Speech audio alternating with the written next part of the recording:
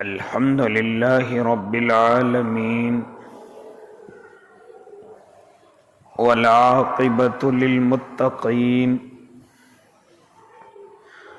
والصلاة والسلام على سيد الأنبياء والمرسلين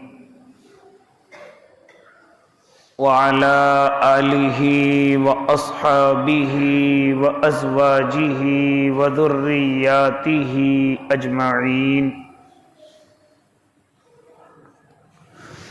أما بعد فأعوذ بالله من الشيطان الرجيم بسم الله الرحمن الرحيم وما خلقت الجن والإنس إلا ليعبدون صدق الله العظيم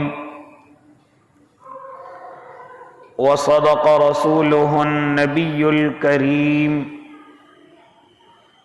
ونحن على ذلك من الشاهدين والشاكرين والحمد لله رب العالمين.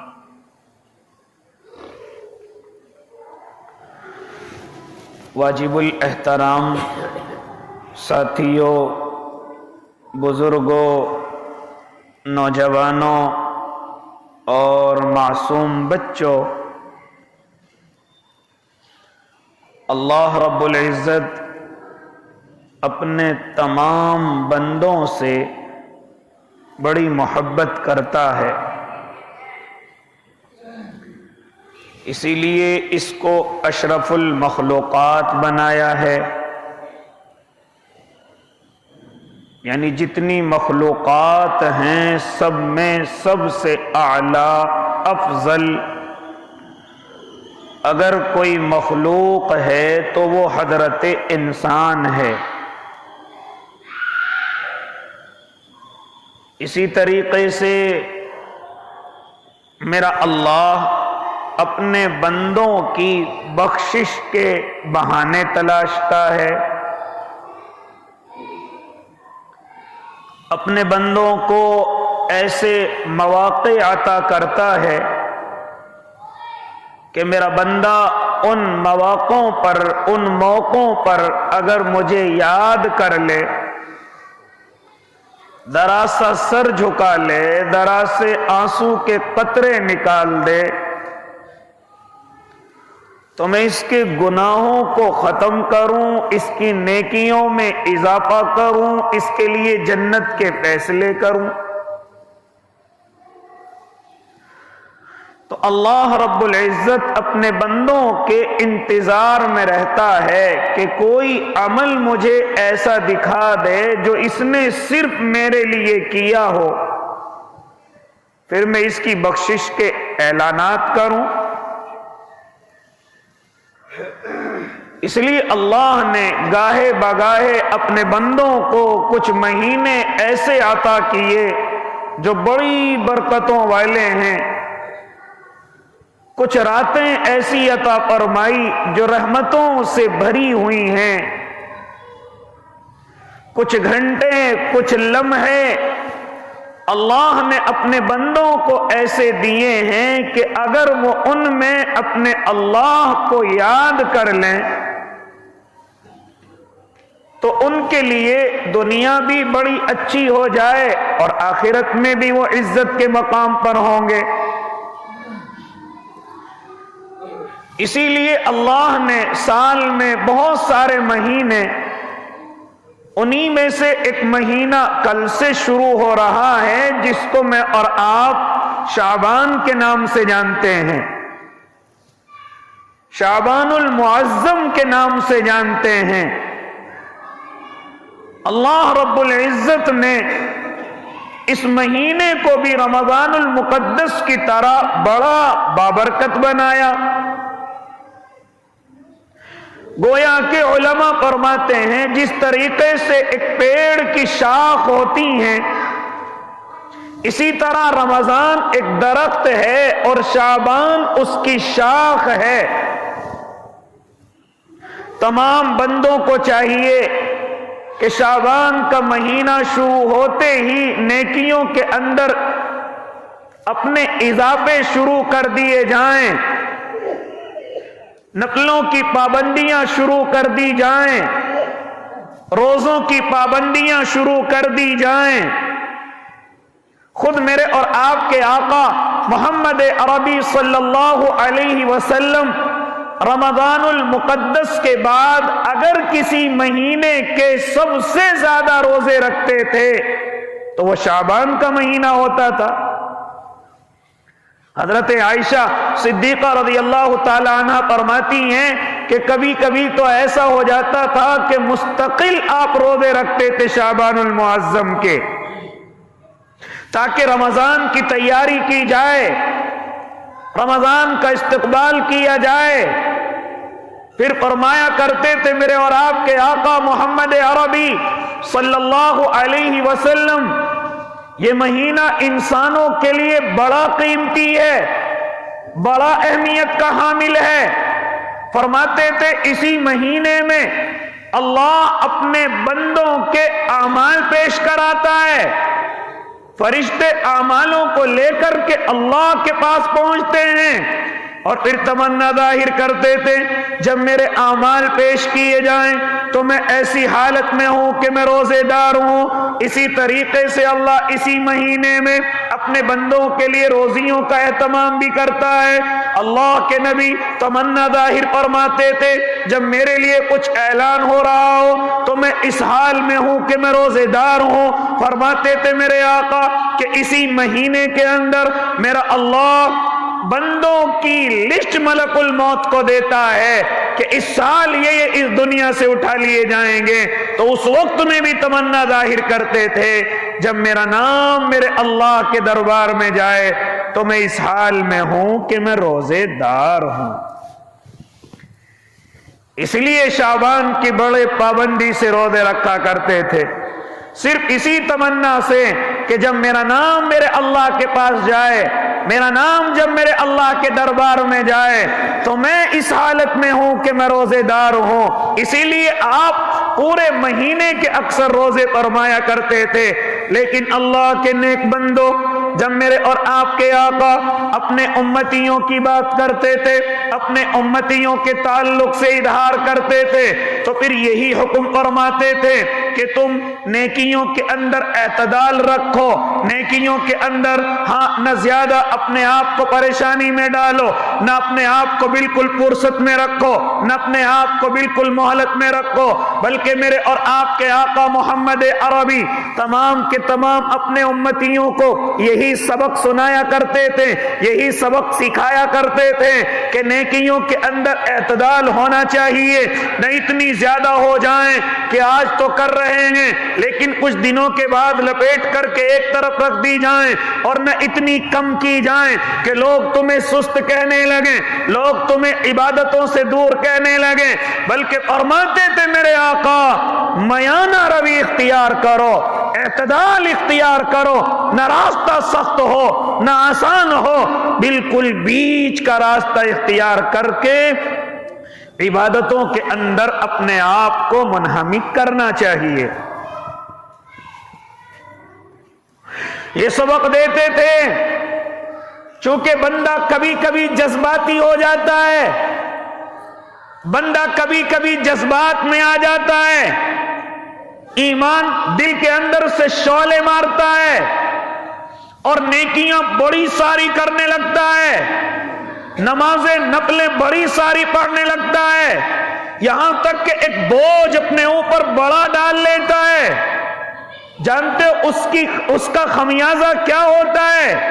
پھر کچھ ہی دنوں کے اندر اس کو سستی آنے لگتی ہے، کچھ ہی دنوں کے اندر کاہلی آنے لگتی ہے، کچھ ہی دنوں کے اندر پھر وہ مسجد کے نام سے بھی گھبراتا ہے۔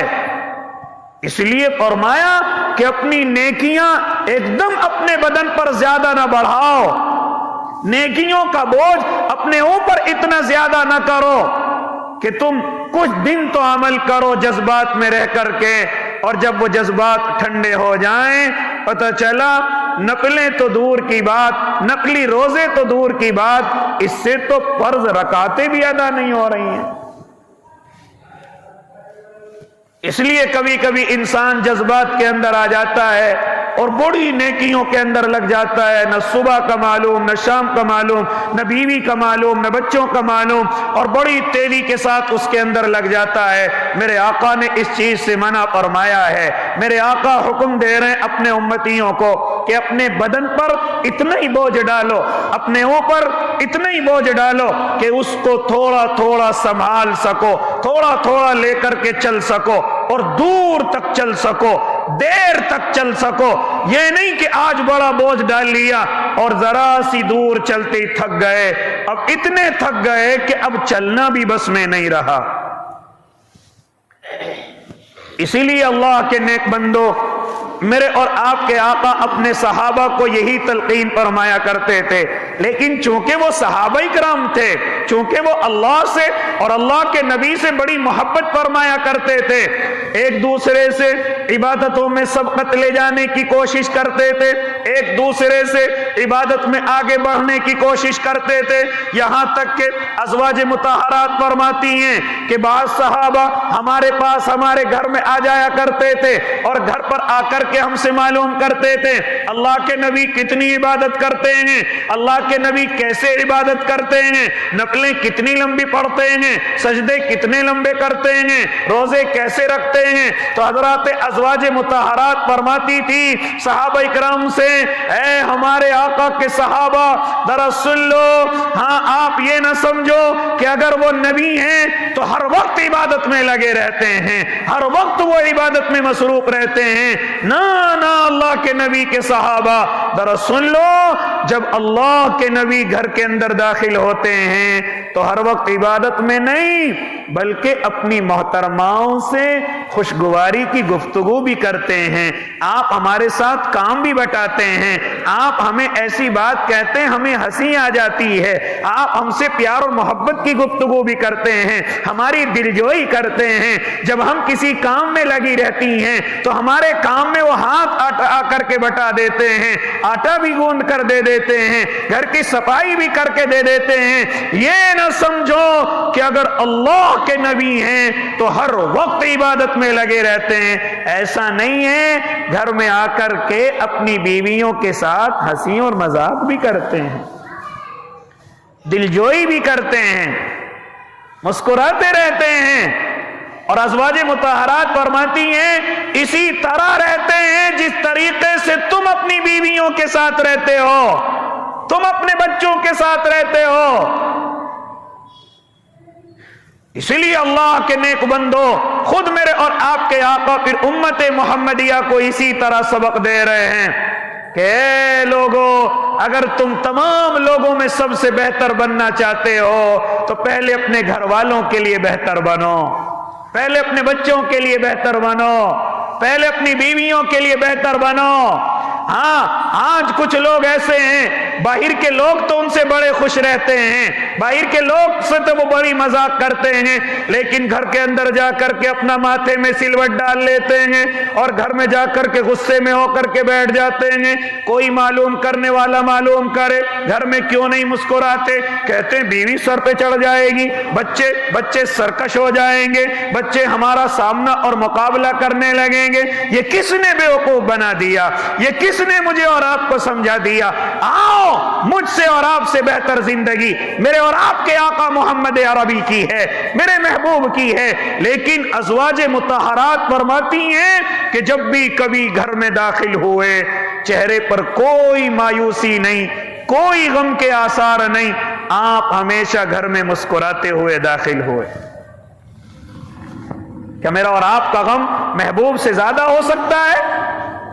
क्या मेरी और आपकी टेंशन महबूब से ज्यादा हो सकती है? लेकिन जब घर के अंदर दाखिल होते थे तो मुस्कुरा करके दाखिल होते। इसीलिए उम्मत मोहम्मदिया को सबक दे रहे हैं कि जज्बात में आकर के नेकियों का बोझ इतना अपने सरों पर मत डालो, इतना अपने अंदर इतना बोझ न डालो कि कुछ दिन तो उसकी पाबंदी करो और फिर बाद में सब कुछ खत्म हो जाए। नहीं, थोड़ा थोड़ा लेकर के चलो। फर्ज नमाजें अदा करो, सुन्नत और नवाफिल अदा करो। ये नहीं कि आज किसी ने कुछ समझाया, बात समझ में आ गई, अब तहज्जुद भी बहुत नहीं हो रही, अब इशराक भी पढ़ी जा रही, अब अवाबीन भी पढ़ी जा रही, अब चाश्त भी पढ़ी जा रही, अब घर में भी नियतें बांध रखी हैं, मस्जिद में आकर के भी नियतें बांध रखी हैं, यहां तक के इतने जज्बात में आ गए, कोई मिल रहा है तो उसे दावत दी जा रही है, कोई मिल रहा है तो उसे नमाज की तरफ खींचा जा रहा है, इतने जज्बात में आ गए, किसी दुकान पर बैठ गए तो दावत दी जा रही, किसी के मकान पर बैठ गए तो दावत दी जा रही, कहीं रिश्ते नाते की बात चल रही है तो दावत दी जा रही है। यहां तक के लोग इतना पक जाते हैं कि उससे बचना शुरू कर देते हैं, उससे दूर होना शुरू हो जाते हैं। ऐ अल्लाह के नेक बंदे, हर चीज का वक्त मेरे अल्लाह ने मुतय्यन किया है। ऐसा ना हो कि आपकी वजह से दीन या दीन की दावत को लोग मजाक समझने लगे, तुम एक मजाक बन जाओ। इसीलिए हर वक्त का, हर काम का एक वक्त तय करो। ये सबक मेरे अल्लाह के महबूब ने अपने सहाबा को भी दिया। जरा सुनते चले जाएं। हजरत अब्दुल्ला इब्ने उमर बिन अब्दुल आस रज़ियल्लाहु ताला अन्हुमा हजरत अब्दुल्ला के ताल्लुक से नकल कर रहे हैं कि मेरे बेटे अब्दुल्ला, मैंने उनका निकाह कर दिया, एक शरीफ खानदान औरत से उनका निकाह कर दिया। बड़ी शरीफ औरत थी, बड़ी नेक और मुत्तकी औरत थी, मैंने अपने बेटे का निकाह उनसे कर दिया। ये खुद हजरत उमर इब्नुल आस रज़ियल्लाहु ताला अन्हु फरमा रहे हैं कि मैंने अपने बेटे अब्दुल्ला का निकाह कर दिया, एक शरीफ औरत से निकाह किया, एक खानदानी औरत से निकाह किया। लिहाजा फरमाते हैं हजरत उमर इब्नुल आस कि मैं उस औरत को देखता रहता था। देखने का मकसद ये था कि मैं जरा देखूं मेरे घर की बहू परेशान तो नहीं है, मेरे घर की बहू को कोई जरूरत तो नहीं है, मेरे घर की बहू को कोई दिक्कत और दुश्वारी तो नहीं है। मैं देखता था कि वो खुश रहती है, मैं देखता था कि वो खुश और खुर्रम रहती है। ये सहाबा मुझे और आपको भी सबक दे रहे। अल्लाह के बंदो, जब तुम अपने बच्चों के निकाह करो, जब तुम अपने बेटों के निकाह करो, तो खाली बेटों का ख्याल नहीं बल्कि बेटों की बहुओं का भी ख्याल किया करो। गाए बगाए मालूम कर लिया करो, मेरे घर में कोई परेशानी तो नहीं है मेरी बेटी, मेरे घर में तुझे किसी चीज की जरूरत तो नहीं है मेरी बेटी। आज हम समझते हैं कि अगर हमने बेटे का निकाह कर लिया, निकाह नहीं हम नौकरानी लेकर के आए हैं। अगर काम ठीक ठीक कर रही है तो तारीफ करते हैं। मैं सुबह को उठता भी नहीं हूं, उठने से पहले चाय लेकर के आ जाती है। मैं नमाज के लिए उठता भी नहीं हूं, मेरे लिए गर्म पानी लेकर के आ जाती है। इतनी अच्छी बहू है, दोपहर का खाना बनाती है, शाम का भी बनाती है, सफाई करती है, यासीन पढ़ती है, कुरान पढ़ती है। ऐ अल्लाह के बंदे, ये तारीफात तू कर रहा है, लेकिन कभी उससे तूने मालूम भी किया मेरी बेटी तुझे कुछ इस घर में जरूरत हो तो बताओ, कोई परेशानी हो तो बताओ। लेकिन नहीं, हमें तो ऐसा लगता है जैसे नौकर है, बहू नहीं है, काम करती हुई अच्छी लगती है, काम में मशगूली अच्छी लगती है। अगर खुदा न खास्ता किसी वक्त में लेटी हुई रह जाए, कहते हैं हाल कसी है, सुस्त है, पता नहीं कैसी घर में आ गई है, नहुसत फैला रखी है।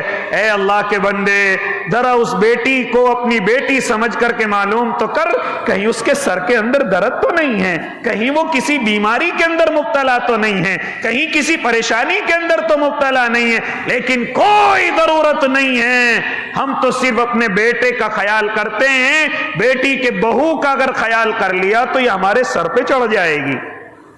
ये ऐसे ऐसे सबक हमने याद कर रखे हैं।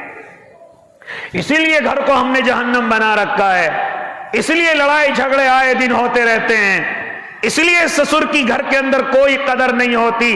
वजह यही है कि उस बहू को बहू या नौकरानी समझता है, अपनी बेटी समझ करके उससे कभी बात नहीं करता, अपनी बेटी समझ करके उससे कभी सवालात नहीं करता।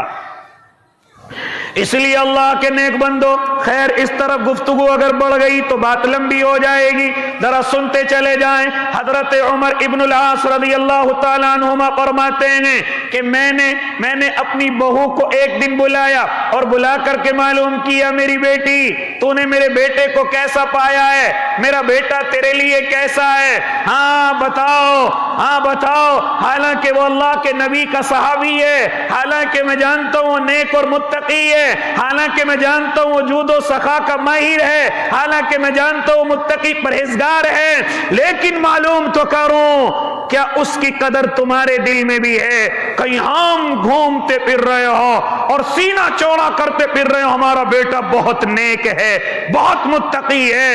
अगर किसी की नेकी और मुत्तकी और परहेजगारी देखनी है तो जाहिर पे नहीं, जाके उसकी बहू से मालूम करो तुम्हारा शौहर कितना नेक है,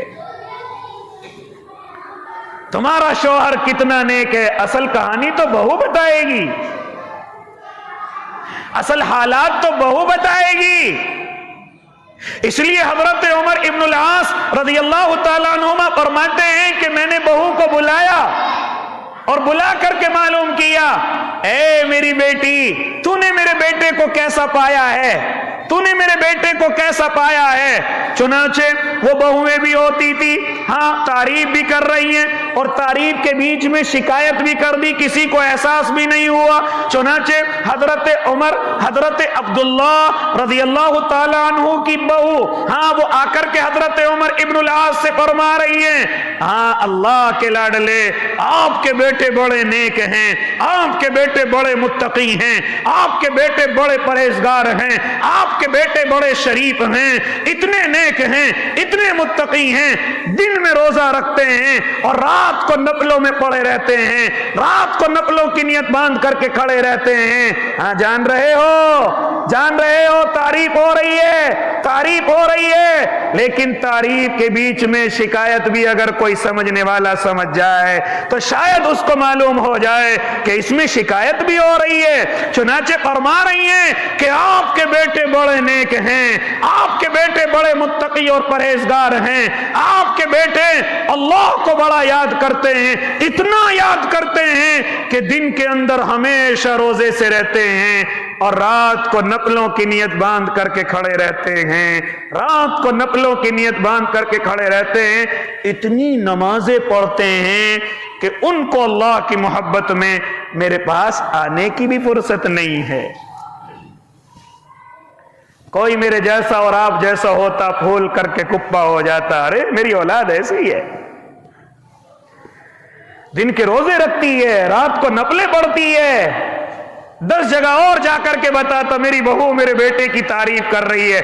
लेकिन कुर्बान जाऊं, जब अल्लाह ने अपने नबियों को ऐसा ज़हन दिया तो नबियों के सहाबा को भी अल्लाह ने ऐसा ही ज़हन दिया। जैसे ही उनकी बीवी ने अपने शौहर की तारीफ की, हजरत उमर इब्नुल आस फौरन समझ गए कि ये इबादत में इतना मुनहमिक है, इबादत में इतना मशगूल है कि अपनी बीवी को वक्त नहीं दे रहा है, अपनी बीवी की दिलजोई नहीं कर रहा है। हाँ फौरन हजरत अब्दुल्ला के पास पहुंचे हैं और पहुंच करके फरमाया, ए अब्दुल्ला क्या कर रहे हो, बीवी के हुकूक अदा नहीं करते, बीवी के हुकूक अदा नहीं करते, इबादतों का इतना बोझ तुमने सर पर ले रखा है, तुम्हें बीवी की फुर्सत नहीं है, बीवी के लिए वक्त नहीं है। लेकिन हजरत अब्दुल्ला ऐसे ईमान के अंदर मुस्तगरक थे, ऐसे ईमान के अंदर इस्तिगराक के अंदर डूबे हुए थे कि अपने वालिद की कोई बात समझ नहीं आई और दिल में आया कि शायद वालिद साहब मुझे अल्लाह से दूर करना चाहते हैं, शायद वालिद साहब मुझे नबी से दूर करना चाहते हैं, नबी की सुन्नतों से दूर करना चाहते हैं। जब किसी चीज का गलबा इंसान पर आ जाता है, चाहे वो नेकी हो या फिर गुनाह हो, फिर उसे किसी का समझाना अच्छा नहीं लगता है। हजरत उमर इब्ने अबुल आस रज़ियल्लाहु ताला अन्हु जब देखते हैं मेरी बात इसकी समझ नहीं आई, फौरन अल्लाह के नबी की खिदमत में हाजिर होते हैं, जाकर के अर्ज करते हैं, या रसूल अल्लाह मेरा बेटा इस तरह से अपनी जिंदगी को गुजार रहा है, रात को عبادت میں مشغول رہتا ہے، دن میں ہمیشہ روزے سے رہتا ہے، مجھے ایسا لگتا ہے کہ وہ اپنی بیوی کے حقوق ادا نہیں کر رہا ہے، اپنی بیوی کو نہیں دیکھ رہا ہے۔ چنانچہ اللہ کے نبی صلی اللہ علیہ وسلم نے جب دیکھا کہ حضرت عمر ابن العاص رضی اللہ تعالیٰ عنہ آ کر کے شکایت کر رہے ہیں اور اپنے بیٹے کی شکایت کر رہے ہیں، اور کس چیز کی؟ نیکیوں کے اضافے کی شکایت کر رہے ہیں، ہاں نیکیوں کی شکایت کر رہے ہیں۔ چنانچہ میرے اور آپ کے آقا محمد عربی صلی اللہ علیہ وسلم کہتے ہیں، اے عمر ابن العاص، میں آپ کے گھر جاؤں گا، آپ کے بیٹے سے ملاقات کروں گا۔ یہ نہیں کہا کہ اسے یہاں بلواؤ، میں اسے سمجھاؤں گا، میں اسے بتلاؤں گا، نہیں، بلکہ ارشاد فرمایا، اے عمر ابن العاص، میں تمہارے بیٹے سے ملاقات کروں گا۔ چنانچہ اللہ کے نبی صلی اللہ علیہ وسلم حضرت عبداللہ کے گھر پر پہنچے ہیں۔ حضرت عبداللہ جیسے ہی دیکھتے ہیں میرے آقا میرے گھر پر تشریف لائے ہیں، میرے آقا میرے پاس آئے ہیں، فوراً آپ عزت میں کھڑے ہو گئے، وقار میں کھڑے ہو گئے، ہاں آپ کو لا کر کے تکیہ پیش کیا، کیونکہ مہمان کا ایک وقار ہوتا ہے کہ اس کو جگہ بتائی جائے، یہ مہمان کا ایک وقار ہے، جب وہ اپنی جگہ پر بیٹھ جائے اس کو کچھ نہیں اگر آپ دے سکتے تو صرف تکیہ ہی لا کر کے دے دو، یہ اس کا وقار ہے، پانی لا کر کے دے دو، یہ اس کا وقار ہے۔ چنانچہ حضرت عبداللہ بھی ایسی کر رہے ہیں، اللہ کے نبی کو بٹھایا، حالانکہ آپ بالکل کسی تکلف کے اندر مبتلا ہونا نہیں چاہتے تھے، فوراً زمین پر بیٹھ گئے۔ حضرت عبداللہ نے لا کر کے تکیہ دیا، لیکن تکیہ آپ نے لے لیا اور لے کر کے اس کو اپنے سامنے رکھا، کہا عبداللہ ذرا میرے سامنے بیٹھ جاؤ، ذرا میرے پاس بیٹھ جاؤ۔ اس طریقے سے بیٹھ گئے کہ صرف تکیہ ان دونوں کے بیچ میں تھا۔ میرے آقا فرماتے ہیں، عبداللہ کیا تمہارے لیے مہینے کے 3 روزے کافی نہیں ہیں؟ تم ایام 20 میں روزے رکھو، یہ تمہارے لیے کافی نہیں ہے؟ تم مہینے کے 3 روزے رکھو، 13، 14، 15، کیا یہ تمہارے لیے کافی نہیں ہے؟ حضرت عبداللہ بن عمر ابن العاص فرماتے، اللہ کے نبی اور کچھ اضافہ کر دیجئے، اور کچھ بڑھا دیجئے، کیونکہ نیکیوں کا ایک جذبہ ہے، نیکیوں کا ایک شوق ہے، نیکیوں پر چلنے کی ایک ان کے اندر جذبہ غالب آ چکا ہے۔ تو اللہ کے نبی سمجھا رہے ہیں، عبداللہ کیا تمہارے لیے مہینے کے 3 روزے رکھنا کافی نہیں ہے؟ حضرت عبداللہ فرماتے، یا رسول اللہ کچھ اور بڑھا دیجئے۔ میرے آقا فرماتے، 5 کر لیجئے، 5 کر لیجئے۔ حضرت عبداللہ فرماتے، نہ یا رسول اللہ اور بڑھا دیجئے، اور کچھ اضافہ کر دیجئے۔ فرماتے میرے آقا، اے عبداللہ کیا تیرا روزہ حضرت داؤد کے روزے سے افضل ہو سکتا ہے؟ کیا تیرا روزہ حضرت داؤد کے روزے سے بڑھ سکتا ہے؟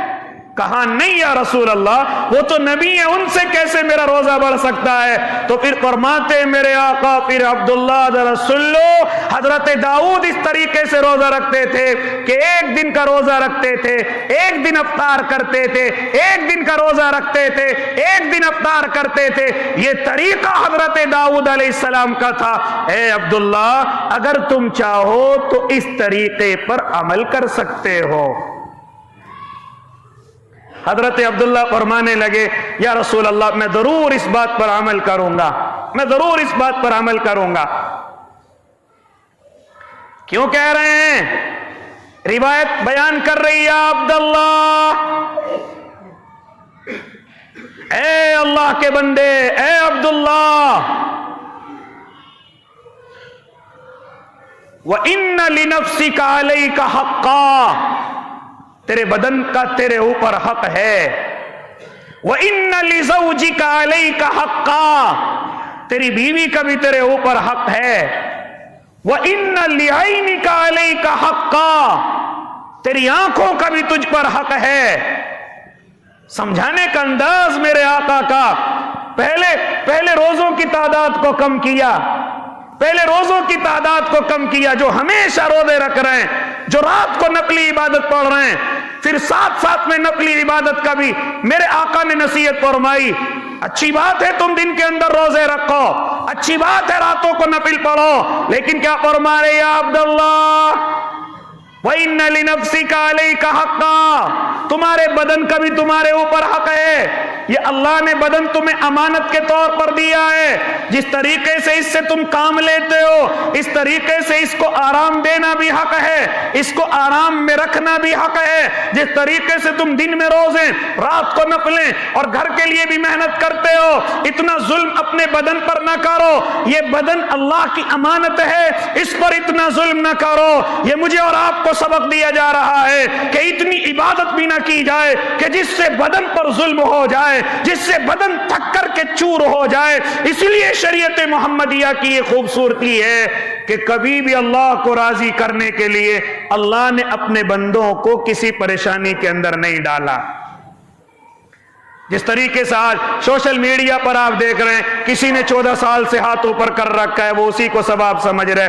شریعت محمدیہ میں اس طرح کی کوئی محنت نہیں ہے، کوئی کانٹوں پر سویا پڑا ہے، کوئی کھانا ہی نہیں کھا رہا ہے، کوئی بال ہی نہیں رکھ رہا ہے بدن پر، کسی نے نکاح نہیں کیا، یعنی اپنے بدن پر ظلم پر ظلم پر ظلم کر رہے ہیں اور کہتے یہ عبادت ہے۔ لیکن شریعت محمدیہ میں اس طرح کی کوئی عبادت نہیں ہے۔ زندگی گزارنا ہی اور ایسے گزارنا، اپنی بیوی بچوں کے ساتھ رہنا، اپنے پڑوسیوں رشتہ داروں کے ساتھ رہنا، میرے اللہ نے اسی کو عبادت بنا رکھا ہے۔ کوئی ظلم آپ اپنے بدن پر اللہ کو راضی کرنے کے لیے نہیں کر سکتے، نہیں پسند کرتا میرا اللہ، نہیں پسند کرتا۔ تو اس لیے میرے اور آپ کے آقا محمد عربی صلی اللہ علیہ وسلم حضرت عبداللہ کو سمجھا رہے ہیں۔ کیا سمجھا رہے ہیں؟ اے عبداللہ، تمہارے اوپر تمہارے بدن کا بھی حق ہے، ذرا اس کا حق ادا کرو۔ جب تم اس سے کام لیتے ہو تو اس کو آرام بھی دو۔ اسی طریقے سے فرمایا وَإِنَّ لِزَوْجِكَ عَلَيْكَ حَقًّا، تمہارے اوپر تمہاری بیوی کا بھی حق ہے، اس کے حقوق ادا کرو، اس کے حقوق ادا کرو۔ ہاں، اس کا حق صرف کھانا اور کپڑا نہیں ہے، بلکہ اس کا حق دل جوئی کرنا ہے، اس کا حق اس کے پاس آرام بھی کرنا ہے، اس کا حق اس کے غموں کو سن کر کے دور کرنا ہے، اس کی خوشی میں شامل رہنا ہے، یہاں تک کہ اپنی بیوی کے حقوق ادا کرو، کیونکہ بیوی جو اللہ نے تمہیں دی ہے اس کا حق بھی میرے اللہ نے بیان کیا ہے۔ خبردار تمہاری بیوی کو تمہاری وجہ سے کوئی پریشانی نہ آ جائے۔ پھر فرمایا وَإِنَّ لِعَيْنِكَ عَلَيْكَ حَقًّا، تمہاری آنکھوں کا بھی تم پر حق ہے، تمہاری آنکھوں کا بھی تم پر حق ہے۔ حضرت عبداللہ کو اس طرح سے سمجھایا جا رہا ہے، حضرت عبداللہ سمجھ گئے، لیکن فرماتے ہیں کہ جب میں آخری عمر کے اندر پہنچا تو پھر تمنا کیا کرتے تھے کاش میں اپنے محبوب کی بات مان لیتا، کاش میں اپنے محبوب کی بات مان لیتا۔ میرے محبوب نے مجھے 3 روزے رکھنے کے لیے کہا تھا، میں نے اور روزے بڑھوائے۔ جب تو جوانی کی طاقت تھی، جب تو میرے اندر جوانی کا جذبہ تھا، خون جوش مار رہا تھا، میں نے اپنے محبوب سے 1 دن روزہ 1 دن افطاری کی اجازت لی۔ لیکن فرماتے ہیں کہ اب مجھے بڑھاپا آ گیا ہے، اب مجھے کمزوری آ گئی ہے، اب مجھ سے روزے رکھے نہیں جاتے، لیکن چھوڑ بھی نہیں سکتا کیونکہ میں نے اپنے محبوب سے وعدہ جو کر لیا تھا۔ پھر فرماتے میں تمنا کرتا تھا کاش میں اپنے محبوب کی بات مان لیتا۔ اسی لیے اللہ کے نیک بندوں، مجھے اور آپ کو بھی یہی اجازت ہے، مجھے اور آپ کو بھی یہی حکم ہے، جذبات میں اتنے نہ پگھل جاؤ، جذبات میں آ کر کے اتنے نہ آ جاؤ کہ ہر وقت روزے، ہر وقت نفلیں، ہر وقت نمازیں، لیکن معلوم ہوا کہ 5-10 دن چلا، اس کے بعد فرضوں کا بھی پتہ نہیں، اس کے بعد پتہ نہیں۔ میں دیکھتا ہوں اپنی آنکھوں سے جب میرے کچھ ساتھی، میرے کچھ بھائی، میرے کچھ دوست چلے 4 مہینے لگا کر کے آتے ہیں، نئے آتے ہیں، نئے وقت لگاتے ہیں، وہ جذبات کے اندر اتنے امنڈ جاتے ہیں کہ ان کو پوری دنیا بری لگنے لگتی ہے۔ وہ ہر وقت یہی سوچتے ہیں پکڑوں اور مسجد کے اندر لے کر کے چلوں، اسے بھی پکڑوں، اسے بھی پکڑوں، شادی میں بیٹھے ہوئے تو دعوت کی بات، نکاحوں میں بیٹھے ہوئے تو دعوت کی بات کچھ اور چل رہی ہے لیکن دعوت کی بات، ہاں بات کچھ اور چل رہی ہے لیکن نماز اور روزے کی بات، یہاں تک کہ لوگ ان سے اپنے آپ کو بچانا شروع کر دیتے ہیں۔ لیکن یہ بھی طے ہے کہ جذبہ کچھ ہی دن کا نظر آتا ہے، پتہ چلا کہ بھائی صاحب خود ہی فجر میں سب سے پیچھے کھڑے ہوئے ہیں، کچھ دن کے بعد پتہ چلا بھائی صاحب مسجد میں بھی نظر نہیں آتے۔ उसकी वजह क्या होती है? उसकी वजह ये होती है कि जज्बात में इतने आगे बढ़ गए थे, इतने आगे बढ़ गए थे कि आगे पाबंदी करना इनके लिए बड़ा मुश्किल हो रहा था। इसीलिए फरमाते मेरे और आपके आका, अपनी नेकियों के अंदर एतदाल रखें, न इतना अपने आप को पाबंद करें कि लोग तुमसे परेशान हो जाएं, न इतना अपने आप को पीछे रखें कि लोग तुम्हें नमाजों की भी दावत देने लगे, लोग तुम्हें नमाजों के लिए भी कहने लगे। इतना अपने आप को पीछे भी ना रखें, एतदाल के साथ अपनी जिंदगी गुजारें।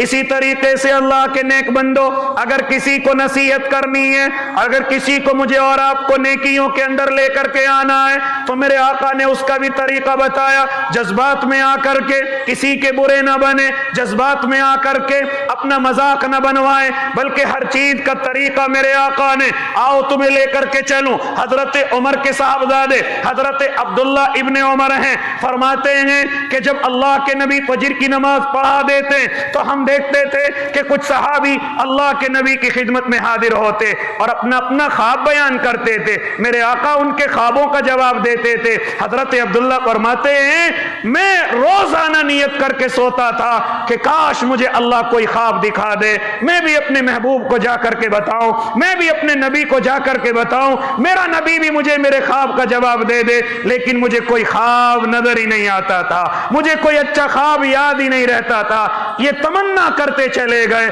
लेकिन एक मर्तबा मेरे अल्लाह ने उनकी तमन्ना को कबूल किया। जैसे ही जाकर के आराम में पहुंचे, जैसे ही जाकर के नींद आई, तो उनको ख्वाब नजर आया। दो आदमी हैं जो उनको उठा करके आसमान की तरफ ले गए, बड़ी ऊंचाई की तरफ ले गए।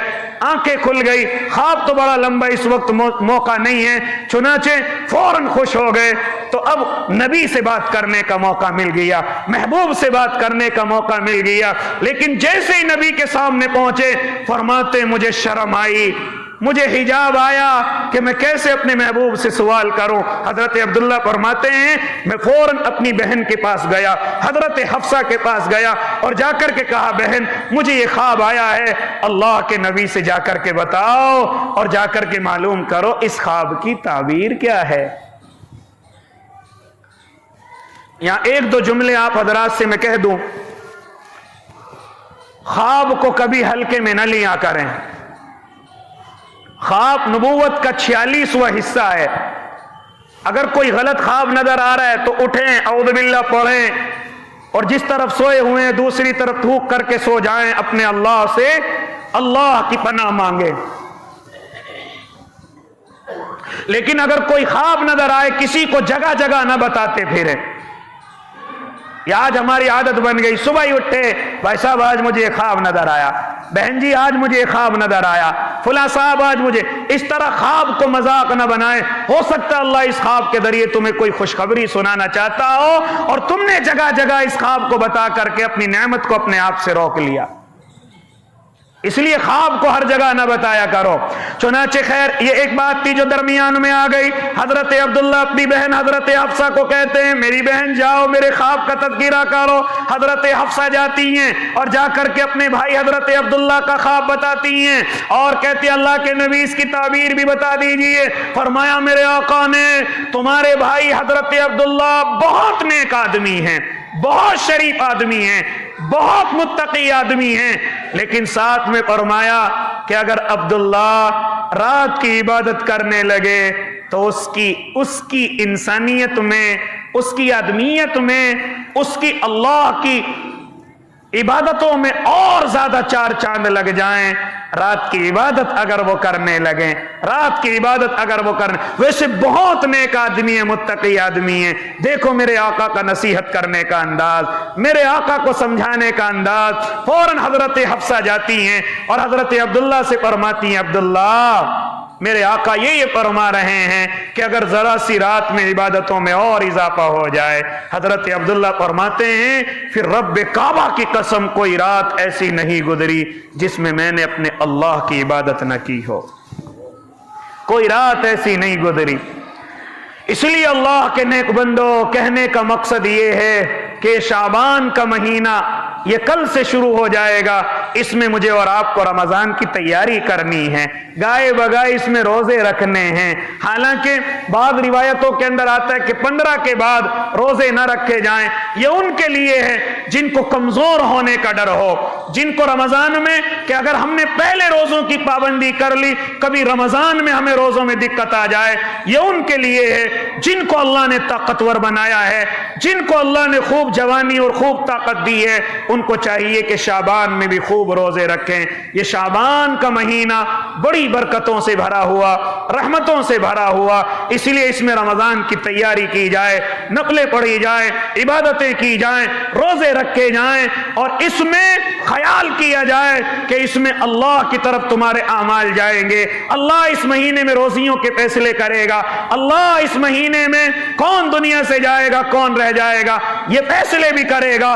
تو میرے آقا فرماتے ہیں جب میرا فیصلہ اللہ کے پاس جائے تو میں اس حال میں ہوں کہ میں روزے دار ہوں، میں اس حال میں ہوں کہ میں روزے سے ہوں۔ تو اس لیے اس مہینے میں مجھے اور آپ کو روزے رکھنے ہیں جتنی اللہ نے طاقت دی ہے۔ اللہ مجھے بھی اور آپ کو بھی عمل کی توفیق دے دے۔ جنہوں نے سنت نہیں پڑھی وہ سنتیں پڑھ لیں۔